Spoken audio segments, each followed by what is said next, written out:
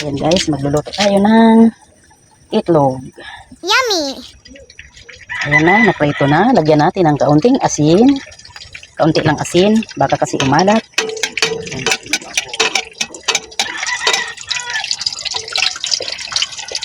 Kailangan huwag kang didikit para hindi ka masira.